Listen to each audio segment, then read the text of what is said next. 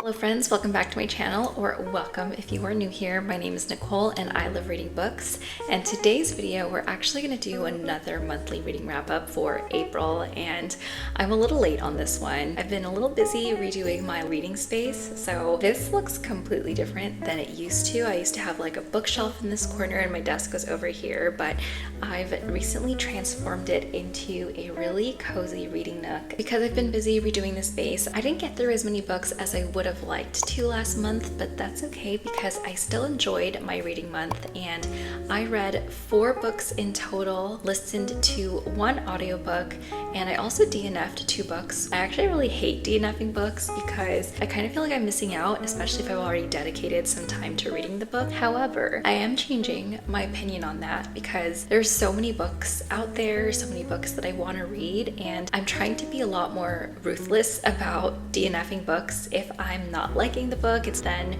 I don't think I have to force myself to read a book that I'm just not enjoying. This reading month, I actually don't think I found a 5-star read. Not to say that I was disappointed. I don't think that I'm gonna find a 5-star read every single month, but that's okay. A book doesn't have to be 5 stars for it to be enjoyable, and it just makes those 5-star books even more special when I do read them. So let's get into all of the books that I read this month. All of the books I read this month were actually library books, which I'm really proud of because I've been wanting to challenge myself to only read library books for the past couple of weeks. So the first book that I read is The Night Tiger, and I actually talked about this book in one of my reading vlogs, so I'll put that link somewhere in the corner so you can check it out if you haven't already. The Night Tiger is a historical fiction and it's set in the 1930s in colonial Malaysia, and it follows the story of 2 different characters. So we have Celine, who is an apprentice dressmaker, and she's working part-time at a dance hall to help pay down her mother's gambling debts. While she's working at the dance hall, she meets this man who keeps the severed finger in his pocket for good luck, and she accidentally ends up with this severed finger. The other character is Ren, who is a young orphan. I think he might be 9 years old. So during his boss's final moments, he instructs Ren to find this missing finger that belongs to him and bury it with his body so that his soul can finally be put to rest. So we follow these 2 characters, and all of these really strange, mysterious deaths start to happen around them. And the suspicion is that it's these man-eating tigers that are on the loose that are the cause of these mysterious deaths. But Jilin and Ren believe that there's something more to these deaths. What I really liked about this book is how the author explores mythology around this creature called the weird tiger. So they're kind of like werewolves, except instead of men turning into wolves, we actually have these tigers who turn into men. I really enjoyed learning about the Malaysian mythology behind the weird tigers. I also really liked thinking about how mythology impacts people's belief systems and their perceptions of the world around them. For example, Ren and Jilin are pretty superstitious characters. I wouldn't say that they are the most superstitious characters in this book, but you can see how mythology really impacts their decisions and their belief systems throughout this novel. For example, because Ren is superstitious, he goes to any length that he has to in order to fulfill his boss's wishes of finding the severed finger and burying it with him. Whereas if you didn't really believe in superstitions, then you might not be as motivated to follow through with this.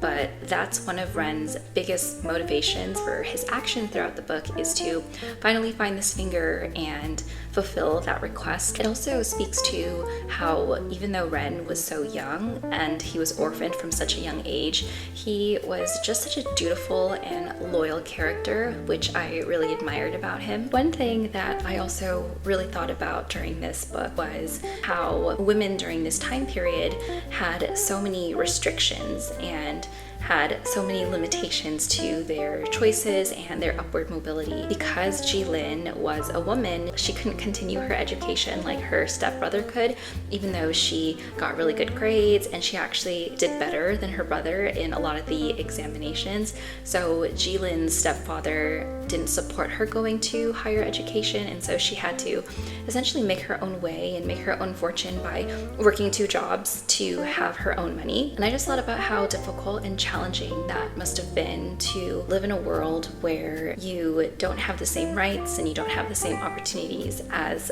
men. We could go into that more because in today's society, although it might be better than it was in the past, there's still a lot of work to be done in order for everyone to have the same rights. So I think the author did a really great job of talking about that and also making you empathize with her character. This is actually the second book that I read from this author. I read The Fox Wife back in February, and I absolutely loved that book. I think what I really love about this author is how descriptive her writing is. I think she does such a great job of just immersing you in whatever world and whatever story she's telling. So some notes I have about this book would be that the pacing is definitely a little bit slower. I think the reason for that is to have an opportunity to build the world and introduce you to the characters and give you some background. But I feel like 70% of the book was kind of setting up the plot and what was going to happen, and then maybe the last 30% or 20% was where we get the climax and the resolution, which felt a little bit rushed for me. My biggest critique would be that I didn't really like the romantic relationship between two characters in this book. I don't want to spoil anything, so I won't say who is in a romantic relationship, but I thought that relationship was a little bit off-putting, and I don't think it really resonated with me because I felt like one of the characters was very forceful and had some like ulterior motives going into it. So I just didn't really like that. I feel like I would have liked this book better without that romance aspect, but overall I did like the story. Next book that I read is A Short Walk Through a Wide World, and I've talked about this book in several videos. I think I read it with you all in my last reading vlog, and I was really excited about this book. I thought that it sounded really interesting. I just didn't like it. I almost didn't finish this book, but I had already invested so much time into this book. I should probably tell you what it was about. This is a fantasy, and I think it might be YA fantasy.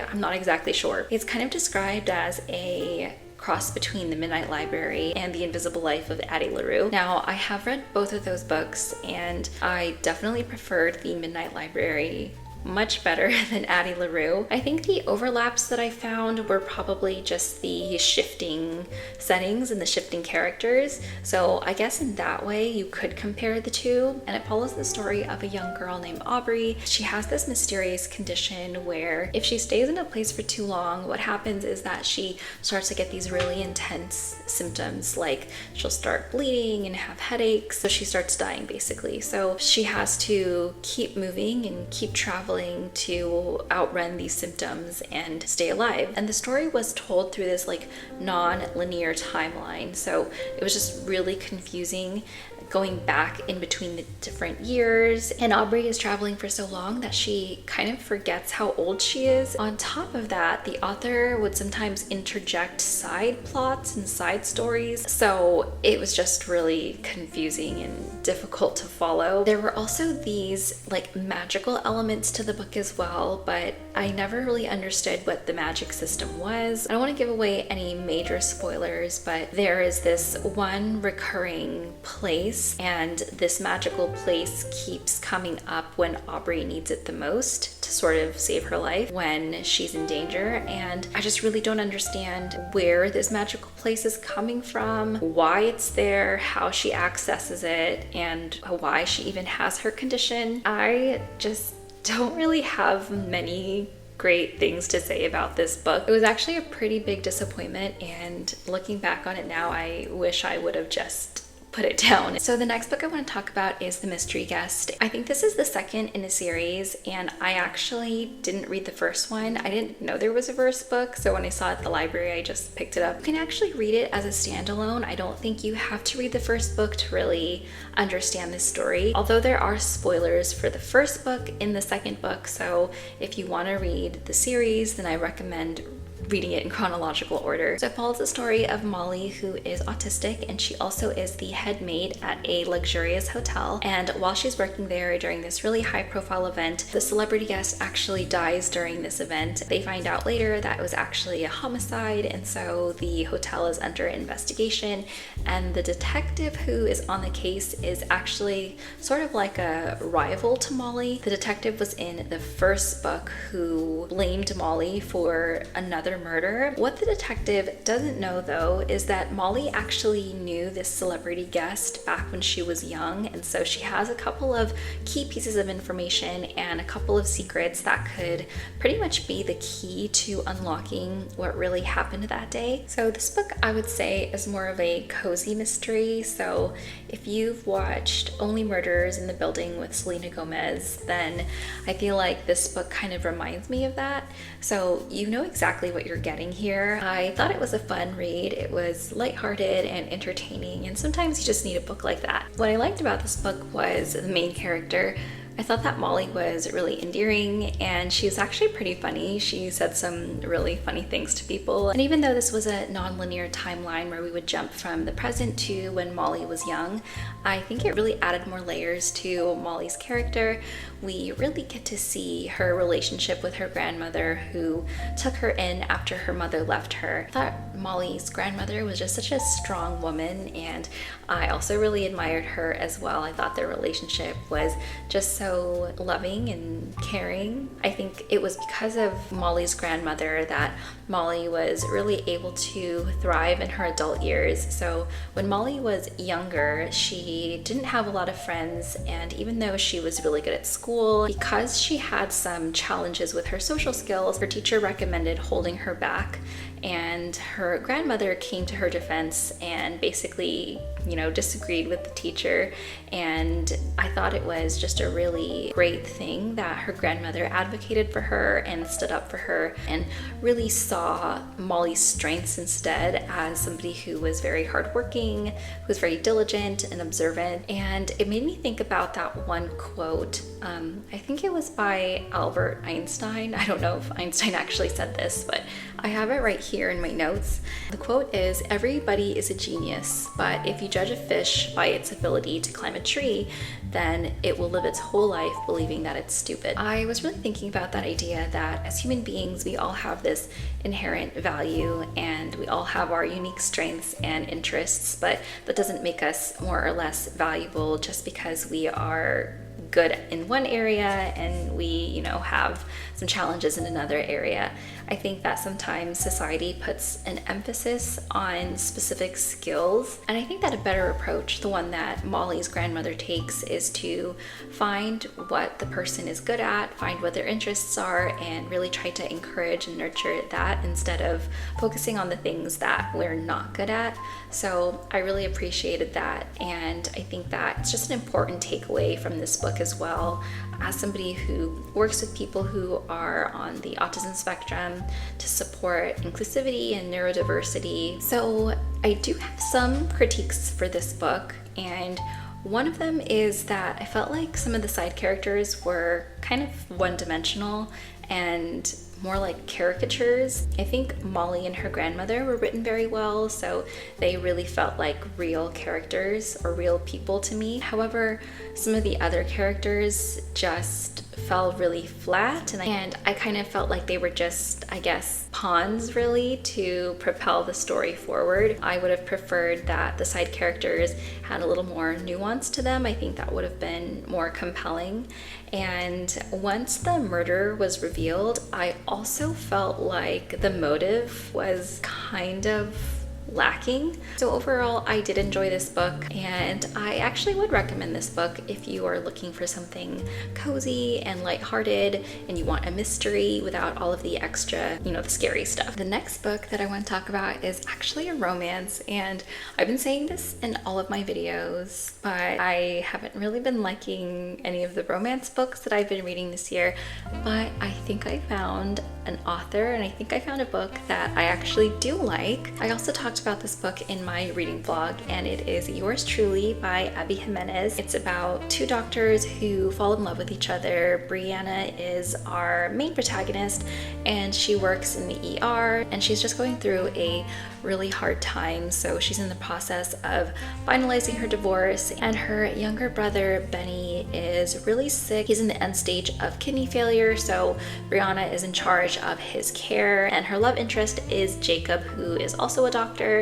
He is new to the hospital. He actually used to be the director, I think, at his old hospital, but he had a really messy breakup with his girlfriend, who was also a doctor there. He moves to this new hospital where Brianna works, and at first they just don't get along. But we later find out that Jacob has a lot going on in his life as well, on top of dealing with his chronic anxiety and moving to a new hospital. He ends up being a perfect match for her brother, so he decides to donate a kidney, and then the two become friends. What I liked about this book was how relatable the main characters were.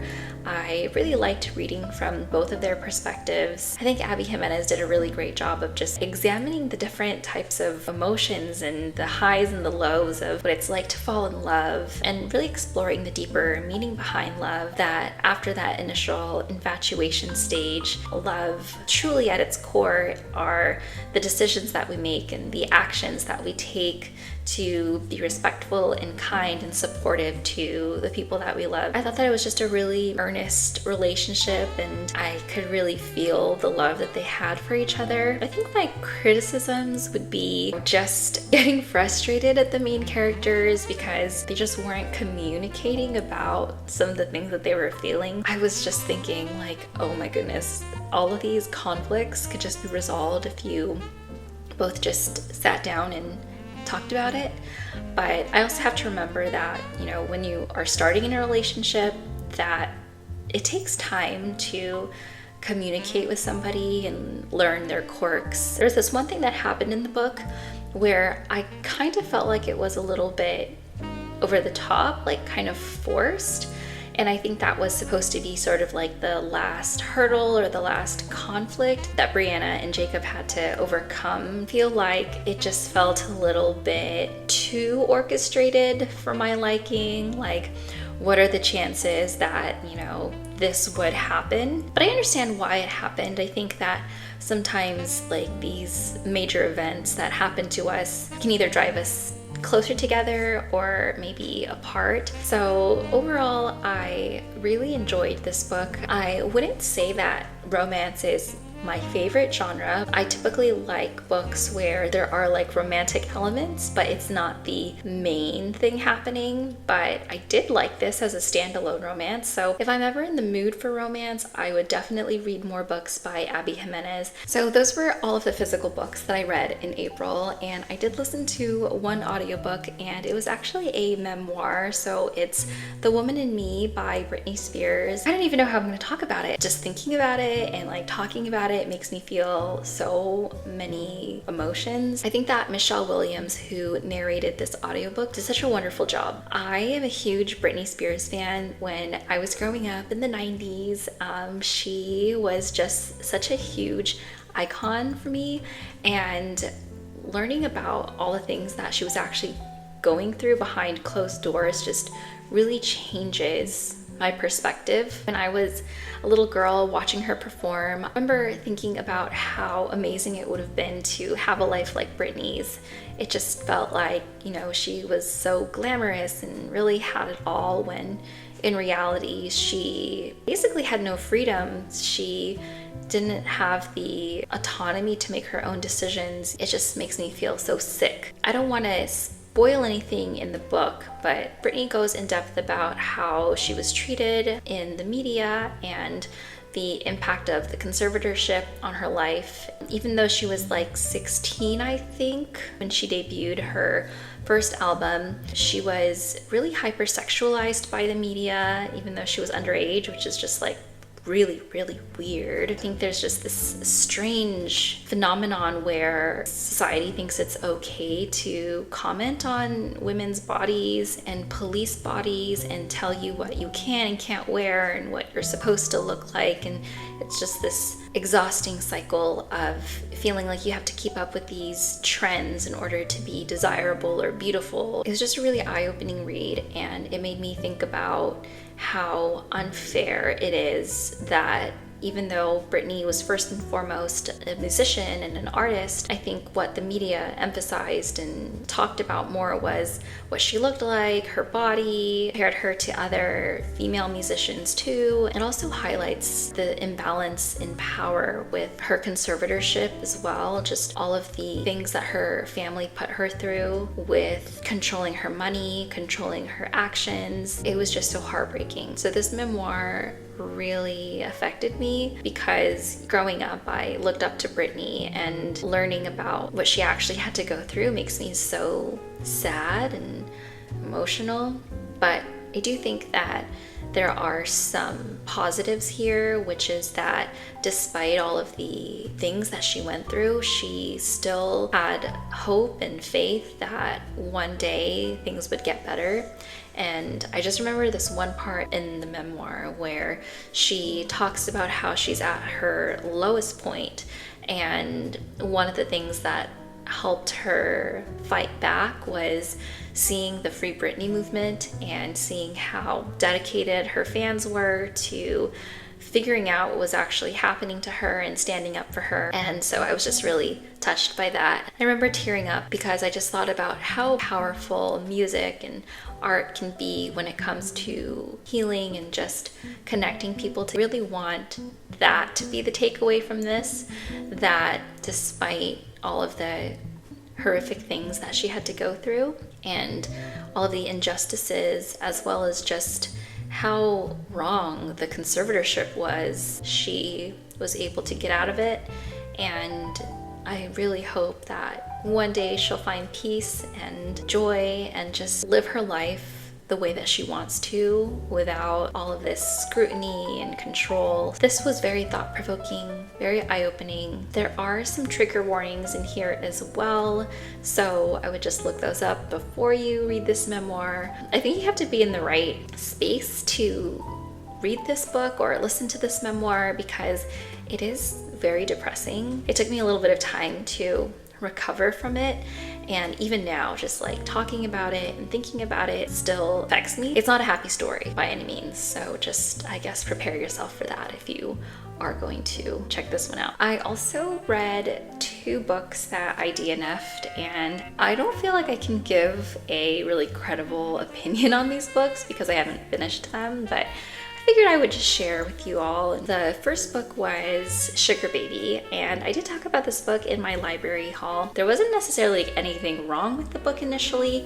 I just read the first 50 pages or so, and I just couldn't really get into the story. And the other book that I DNF'd, which was actually kind of surprising for me, was Tom Lake. I've heard really great things about the author as well as the book, but I don't know, it was really difficult for me to keep going. I think I read half of the book. However, I know that the audiobook is narrated by Meryl Streep, and I love Meryl Streep, so maybe I need to listen to this book instead. Maybe I stopped before it actually gets good. So if you have read Tom Lake and you think I made a mistake and that I should pick it back up again, please let me know. Those were all of the books that I read in April. No 5-star reads for me this month, but that's okay because May is a new month where I can read some more books. I think my favorites for this month are yours truly, The Night Tiger, and The Woman in Me in no particular order. I know I said 3 out of the 5 books. That is pretty much it for all of the books that I read this month. If you guys liked this video, please like, comment, and subscribe to my channel if you want to see more from me. And if you're not sure what to comment, I really want to know what your favorite read was last month as well, so I can check it out. And if you have any recommendations for me, you can also leave that in the comments down below. I also made a free reading journal, so if you need a place to keep track of all the different books that you're reading, you can download that in my description box, and it's completely free. You don't have to pay for it or anything. And as always, please take care of yourself because you deserve it, and I'll see you in my next video. Bye.